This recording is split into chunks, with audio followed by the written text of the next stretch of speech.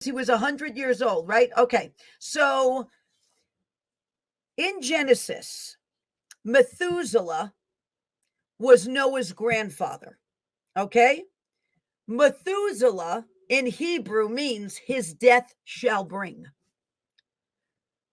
When Methuselah died, it was the 100-year countdown to the flood. So Methuselah's death, his death shall bring. It was then the 100-year countdown to the flood. That is where the Lord started counting down when Methuselah died.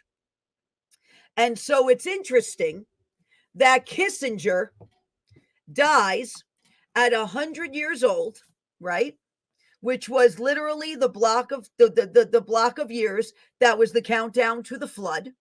And this is happening simultaneously as the enormous 40-foot tree on the White House lawn is completely blown over by a gust of wind that the effects were very much felt. And there was a lot of scrambling to try to get that tree back up, and might I say, propped back up.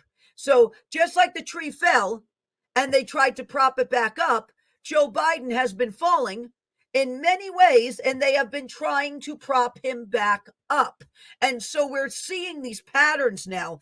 But this, let me tell you something, this death with Henry Kissinger too, this is the end of an era, the beginning of another. This is fascinating that this all happened around the time of November 28th. So now watch this window between November 28th and December 31st, because there are things that now have been triggered in the spirit and in the natural that you are going to see the manifestation of surrounding the White House, the government, judges, nature. You're going to see these things. So I would watch this window, but this is setting the tone for 2024. Just as when Methuselah died, his death shall bring, was the 100-year countdown to the flood, where it was going to rain 40 days and 40 nights, being the end of one era and the old earth passing away and the new coming.